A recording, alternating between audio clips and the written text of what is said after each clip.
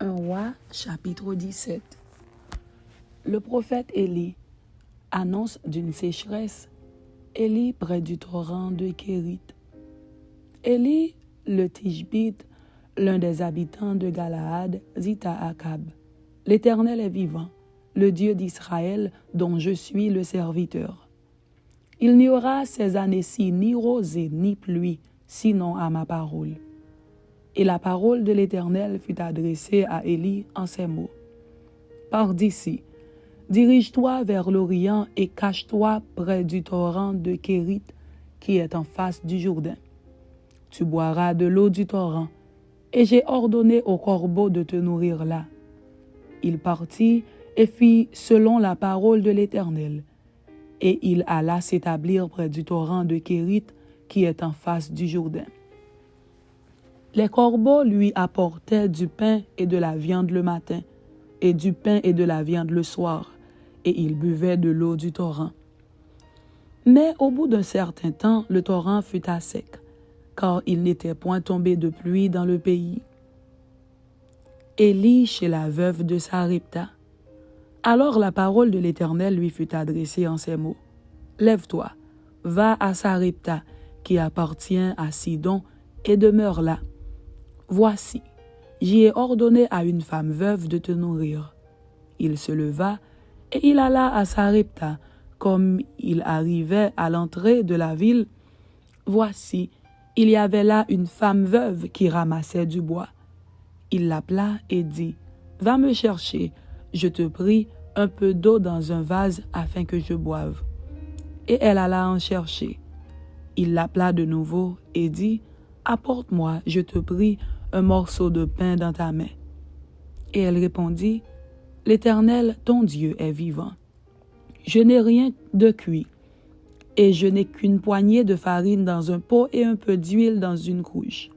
Et voici, je ramasse 2 morceaux de bois, puis je rentrerai et je préparerai cela pour moi et pour mon fils. Nous mangerons, après quoi nous mourrons. » Élie lui dit, « Ne crains point, rentre, fais comme tu as dit. Seulement, prépare-moi d'abord avec cela un petit gâteau, et tu me l'apporteras. Tu en feras ensuite pour toi et pour ton fils. Car ainsi parle l'Éternel, le Dieu d'Israël. La farine qui est dans le pot ne manquera point, et l'huile qui est dans la couche ne diminuera point, jusqu'au jour où l'Éternel fera tomber de la pluie sur la face du sol. » Elle alla, et elle fit selon la parole d'Élie. Et pendant longtemps, elle eut de quoi manger, elle et sa famille, aussi bien qu'Élie. La farine qui était dans le pot ne manqua point, et l'huile qui était dans la couche ne diminua point, selon la parole que l'Éternel avait prononcée par Élie. Après ces choses, le fils de la femme, maîtresse de la maison, devint malade, et sa maladie fut si violente qu'il ne resta plus en lui de respiration. Cette femme dit alors à Élie, « Qu'y a-t-il entre moi et toi, homme de Dieu?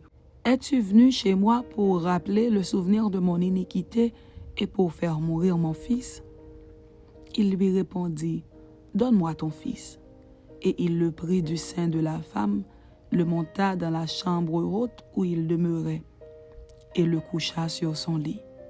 Puis il invoqua l'Éternel et dit, « Éternel, mon Dieu, est-ce que tu affligerais au point de faire mourir son fils, même cette veuve chez qui j'ai été reçu comme un hôte? » Et il s'étendit 3 fois sur l'enfant, invoqua l'Éternel et dit, « Éternel, mon Dieu, je t'en prie, que l'âme de cet enfant revienne au-dedans de lui. » L'Éternel écouta la voix d'Élie, et l'âme de l'enfant revint au-dedans de lui, et il fut rendu à la vie.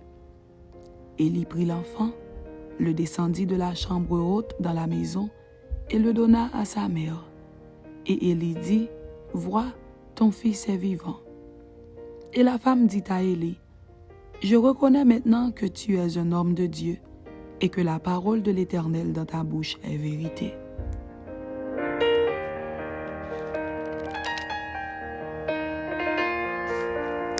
1 Roi, chapitre 18.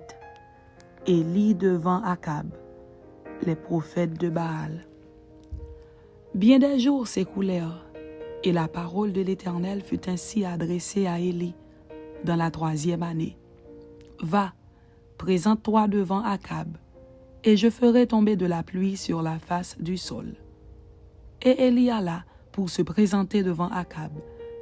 La famine était grande à Samarie, et Akab fit appeler Abdias, chef de sa maison. Or, Abdias craignait beaucoup l'Éternel. Et lorsque Jézabel extermina les prophètes de l'Éternel, Abdias prit 100 prophètes qu'il cacha 50 par 50 dans une caverne, et il les avait nourris de pain et d'eau. Akab dit à Abdias, « Va par le pays vers toutes les sources d'eau et vers tous les torrents.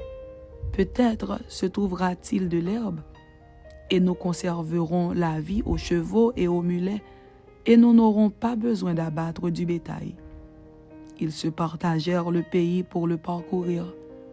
Akab alla seul par un chemin, et Abdias alla seul par un autre chemin.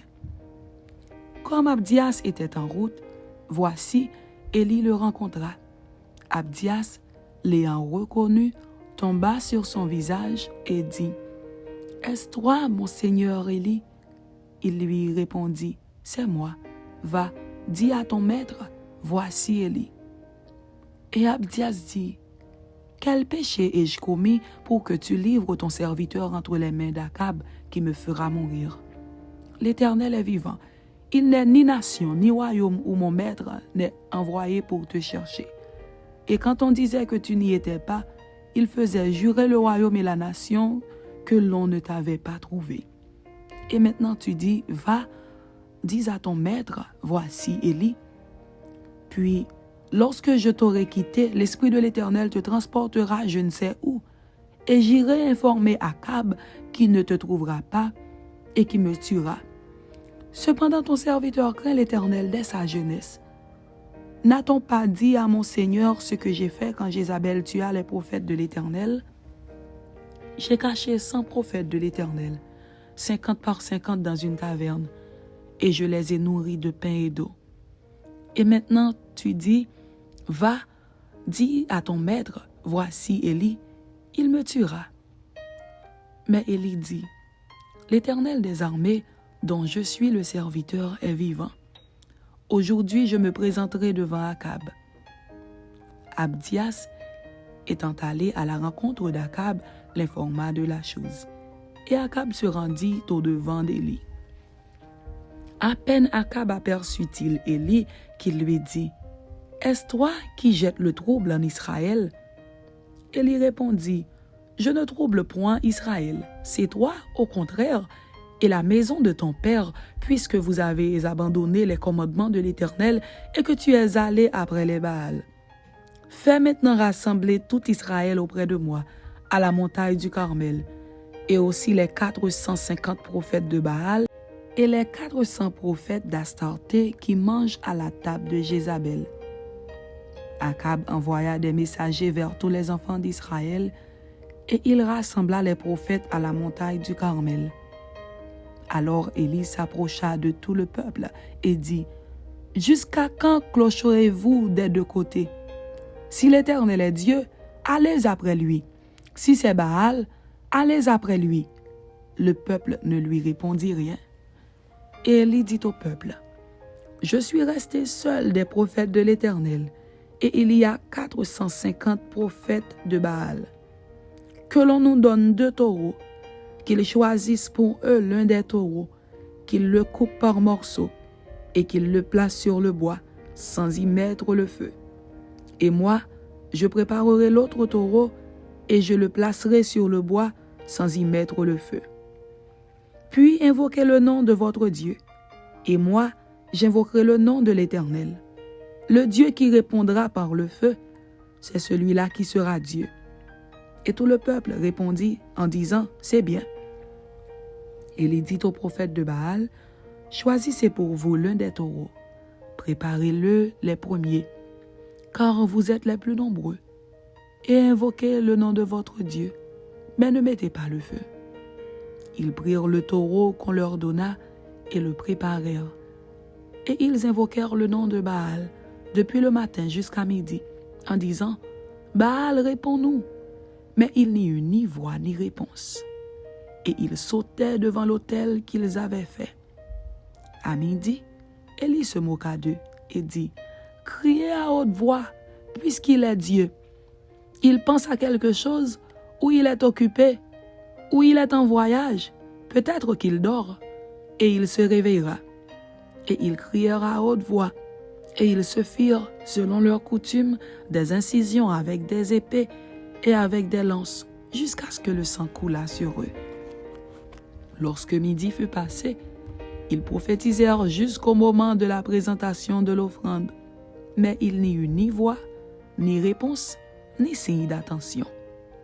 Élie dit alors à tout le peuple, « Approchez-vous de moi. » Tout le peuple s'approcha de lui, et Élie rétablit l'autel de l'Éternel qui avait été renversé. Il prit 12 pierres d'après le nombre des tribus des fils de Jacob, auxquels l'Éternel avait dit, « Israël sera ton nom. » Et il bâtit avec ces pierres un autel au nom de l'Éternel. Il fit autour de l'autel un fossé de la capacité de 2 mesures de semences. Il arrangea le bois, coupa le taureau par morceaux et le plaça sur le bois.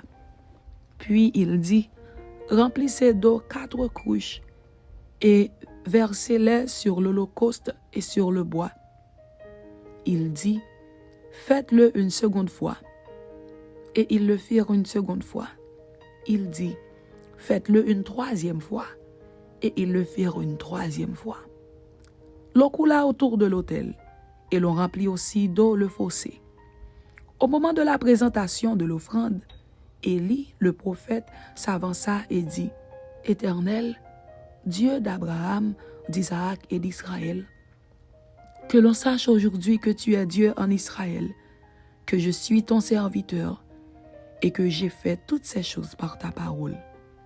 Réponds-moi, Éternel, réponds-moi, afin que ce peuple reconnaisse que c'est toi, Éternel, qui es Dieu, et que c'est toi qui ramènes leur cœur. » Et le feu de l'Éternel tomba, et il consuma l'holocauste, le bois, les pierres et la terre, et il absorba l'eau qui était dans le fossé. Quand tout le peuple vit cela, ils tombèrent sur leur visage et dirent, « C'est l'Éternel qui est Dieu, c'est l'Éternel qui est Dieu. » Saisissez les prophètes de Baal, leur dit Élie, qu'aucun d'eux n'échappe. Et ils les saisirent. Élie les fit descendre au torrent de Kison, où il les égorgea. La pluie.